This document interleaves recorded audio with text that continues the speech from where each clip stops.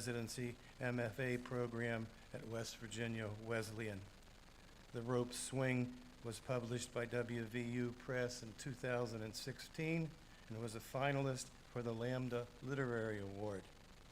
No Son of Mine, just published this year by University Kentucky Press. Please welcome Jonathan Corcoran.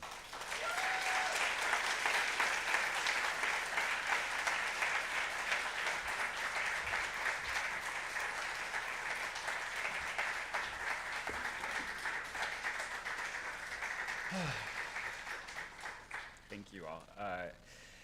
Thank you for that lovely, lovely introduction. It's so wonderful when people read your work and talk to you about it and you say, thank you. I think you understood what I was trying to do. I am so happy to be here. This is my first time at Hyman.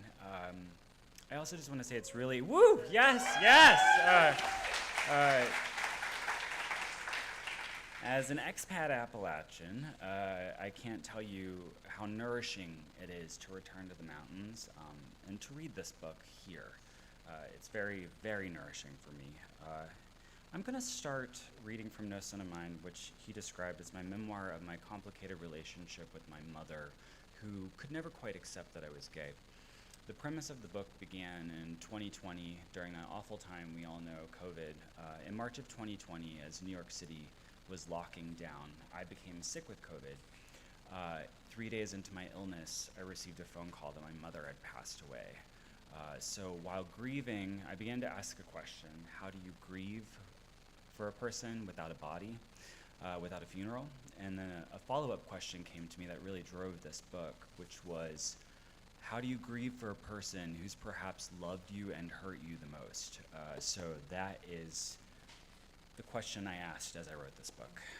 And this is No Son of Mine, and I'm just going to start right in chapter 1, so you don't need to know too much, okay?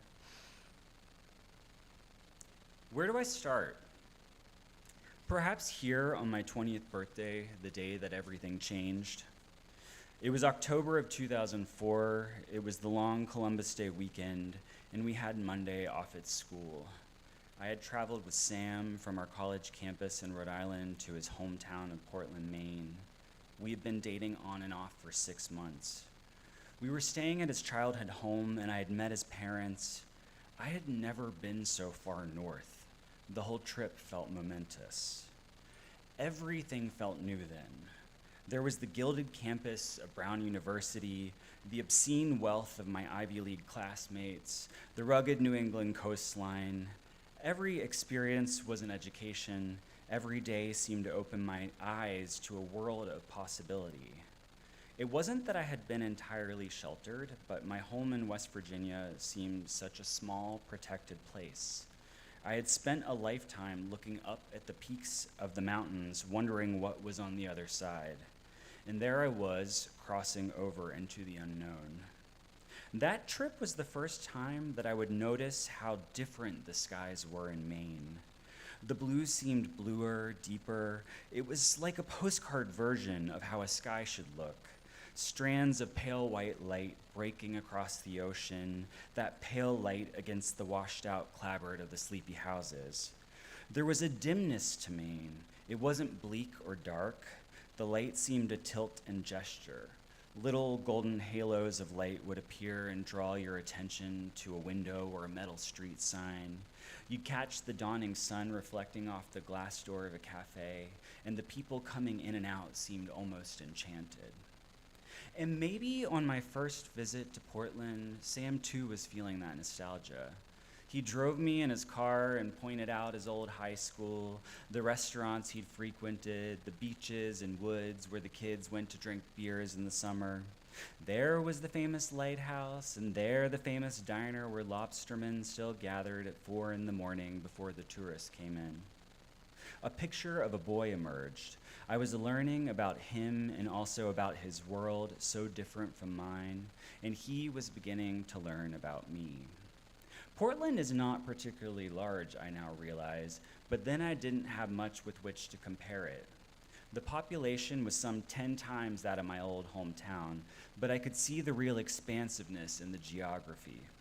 In Portland, the ocean stretched out free and open from every odd vantage point. My town in West Virginia sat plumb in a tight valley with the Allegheny Mountains rising up high on all sides. The sun set yellow to a sudden black in West Virginia. If we were cradled by the mountains, the Mainers seemed beckoned by the sea. I could see the difference between Sam and me. His parents took me to a nice but casual dinner, and over conversation, I discovered they were ex-hippies of sorts. His father had attended Woodstock, and the two of them had fled Brooklyn in the 1970s for the bucolic nature of Portland and Maine. Sam's father found success as a contractor, and his mother taught art and spent her days making wire and wooden sculptures of fish and birds. They spoke in a loud and lively Jewish Brooklynese. They were versed in books and culture. They displayed interesting art on the walls of their home. They had traveled extensively across the United States and internationally. They had a particular fondness for national parks, and in between the interesting art, there were framed photos of Sam and his sister in front of mountains and fields against the backdrop of the wild Alaskan coast. Pause for a moment and let me help you feel the whiplash I was experiencing. I had spent the bulk of my life in a small town in West Virginia, grown up in a church of evangelical holy rollers, kept a big secret out of fear for my safety and well-being. See my wide open eyes then, as I take in Maine and Sam's family, watch me fiddle with my posture, control any vestiges of an Appalachian accent gone long into hibernation. Here is what I keep thinking, but could not say aloud to Sam or anyone. They'd welcomed me, a young man dating their son, into their home. I'd been shell-shocked when they placed us in the attic suite of their old Victorian home, when I walked into the bathroom, and over the toilet was a crudely printed sign that looked like it had been typed up just for our arrival. Don't flush condoms down the toilet.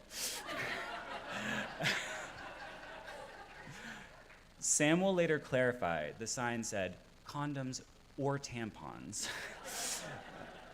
They asked questions, and I told them some of my story, but edited out certain details. Small town, small house, blue collar, simple life. The unredacted version was that my father was a construction worker with a cheating and gambling problem, and my mother, who cleaned houses for a living, was so distraught and hopeless that she was beginning to develop a gambling problem of her own. My parents were in an unhappy and unhealthy marriage and in tens of thousands of dollars of credit card debt. My mother had resorted to a reverse mortgage to try to consolidate some of her bills. She believed that all this suffering was a test from God. I did not tell Sam's parents that neither of my parents had attended college. I didn't tell them that to this day I still can't find a document or an alumni list indicating that my mother actually graduated high school, that I had stopped trusting what she stated as fact. I didn't mention that we had rarely left our town, let alone the state, that we had gone on a grand total of 3 vacations during my childhood, all 3 to the beaches of Virginia and North Carolina.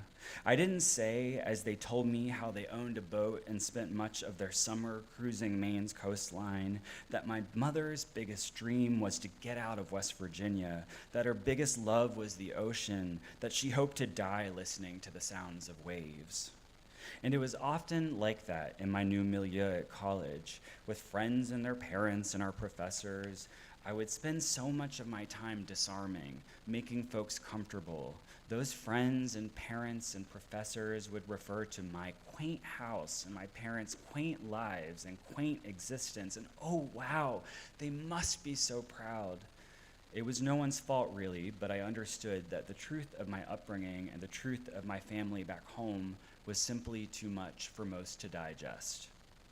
It may have been during that weekend that Sam told me about how his parents found out that he was gay.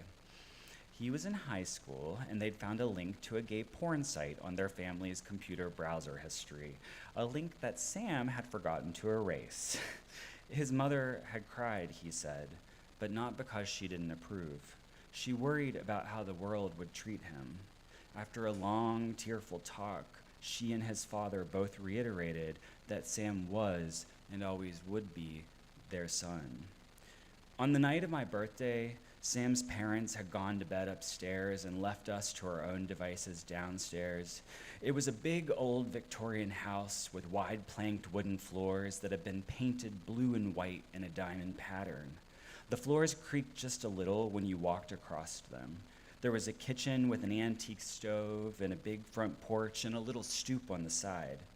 It was a cozy home despite its size that had clearly been full of love and many wonderful memories. We'd rented a DVD, some horror movie if I remember correctly, and Sam had opened a bottle of wine to celebrate. As we sat down on the couch in the den with our glass of wine and a blanket pulled over our laps, I was some combination of giddy and anxious. There was the sheer roundness of it, turning 20, saying goodbye to your teenage years.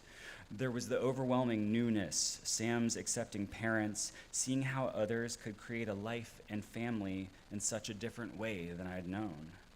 And there was also the physicality of Sam himself, the warmth of his legs snug against mine on the couch, and the harder to define physicality of taking such a trip together. The pulse attenuating quality of wondering if we would last, if he thought I was long-term relationship material. We get married. I was waiting for her call. That October trip was during my second year at college. For much of my time at college, I called her nearly daily. I would tell her about the friends I'd met, about the classes I'd taken, about how different everything was. I told her when I was overwhelmed, and I listened for signs that she was going to be okay without me, alone with my father. I missed her. I felt guilty for leaving her behind when I was entering this new phase of my life. She didn't always say much, but she'd tell me that she was so proud of me, and her voice would crack, and she said she wished I'd gone to the state university, that I'd stayed closer to home. At home, the creek in the backyard still flowed. I could hear it when she took the cordless phone to the wooden back porch with the tin roof that thundered when it rained, where I could always see her perfectly chatting with me while she looked out across the gurgling creek into our little slice of woods, up at the birds and the squirrels, at the occasional deer and black bear. Not much had changed since I'd gone. My father still went out on the town on a Friday night, she said, and my sisters, well, they were getting by just fine. If I didn't call her at least every few days, she'd call me to make sure everything was okay. She told me, "When I left you in Providence that summer day, I saw your face in the dorm window, and you looked so sad and lonely." She said, "I didn't want to leave you." I told her that I was going with my friend Sam to Maine. She'd actually met him. I'd been living back at home during my first summer break. Sam and I had only met during the spring semester, but I'd fallen hard for him. He'd taken a summer research position far away, doing community health research at a tribe in Oklahoma. I got a job at my hometown newspaper. During that summer, I called him nearly every evening, scared that he'd find someone new and move on. But as the season drew to a close and his position ended, we were still together. He caught a flight to Pittsburgh, the nearest airport to my hometown, but still a 3-hour drive, and I dragged him into the heart of West Virginia and showed him off to my family as my good friend from college. She'd said then that he was a nice young man. And how do you describe the kind of knowing that travels across hundreds of miles, the buzz in your gut that says something isn't right? I'm not spiritual enough to say that we were connected across state lines, but as Sam and I popped in the DVD and the evening turned to night, I knew she should have called. I had been waiting all day. It wasn't just my birthday, but my 20th birthday. I kept going over the number, the symbolism. I thought for a moment maybe she was sad that I'd grown up, that I was no longer in any sense a child. She'd had a history of untreated depression. I was the youngest, her last. 14 years separated me and my oldest sister. When I did the math, I realized that she'd been raising children and had at least one child under her roof for 32 years straight. It was my birthday, and there was no question that I had inherited her stubbornness. I couldn't bring myself to call her. I waited and waited, and I said nothing to Sam because here I was, a guest in his lovely family's home. How could I complain? This kind of thinking would be the beginning of a pattern, the best and happiest moments of my life punctuated by my mother's cruel words, her curses, both literal and figurative, her absence, or worse yet, her presence. Even now, after her death, she hovers. My life would become a constant tug between hurting and marching forward. And so I don't remember the movie we began to watch. I remember how dim the lights were in the house. I remember those blue and white painted floors. With the kids moved out, the house would be sold not too long after our visit. I remember that it was cold in Maine in October, and that night came earlier than I expected. We couldn't have been more than a few scenes into the movie when my cell phone rang. I should take this, I said. I grabbed my wine and snuck out the side door to where there was a small staircase down to the driveway, right next to the two-story garage where Sam had played poker and pool and sometimes smoked joints with his friends in the upstairs room. I answered the phone and began to pace the driveway. Mom, I said, I'm in Maine. And then that buzz in my gut stopped buzzing, became weighted, sank me down. The giveaway was her breathing, the heavy static of the in and out. Mom, I said, and I could see her in her favorite spot in the kitchen, at the table, smoking a cigarette in the dark. There would be an ashtray full of half-stubbed out cigarette butts. It wasn't yet midnight. It was a Sunday evening.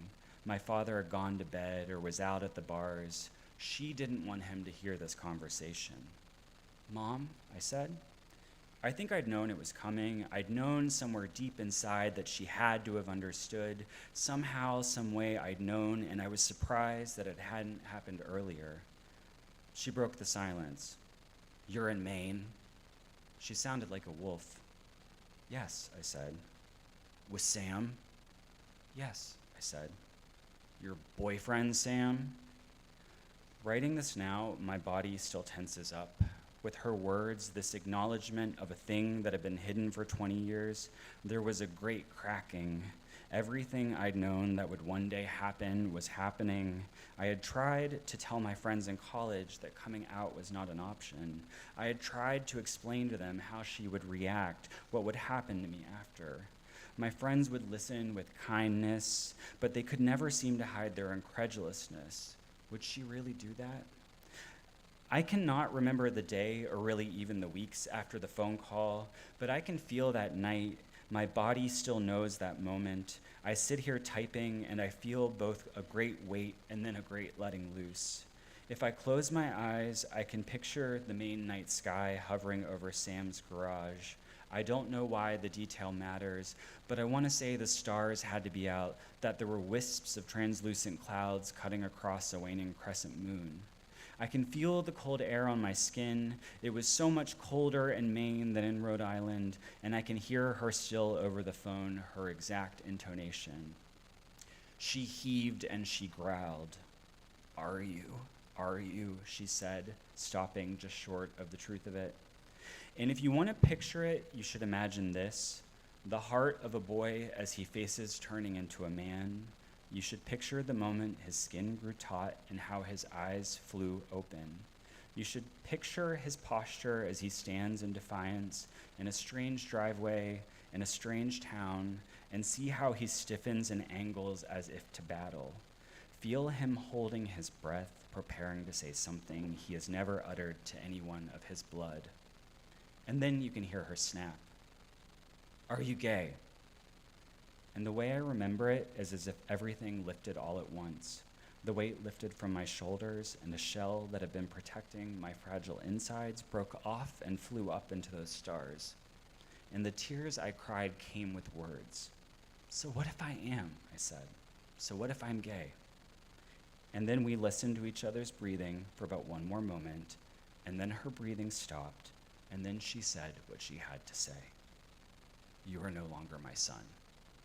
And the phone clicked off, and I slumped into the pavement of that driveway, and I remember the cold Maine air, and I remember Sam running out the door and picking me up off the ground.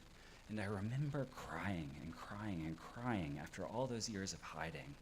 And I remember for the first time that I had the thought, I'm alone now. And I was not sure if that was a good or a bad thing, but a part of me also knew this other truth, that I was free.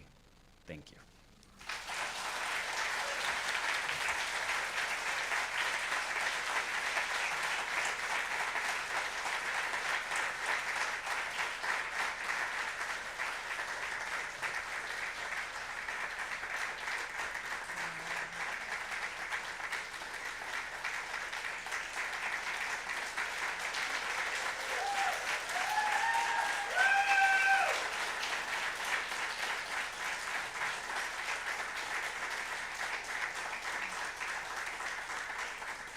Well, another amazing night. Round of applause for all of our magnificent readers.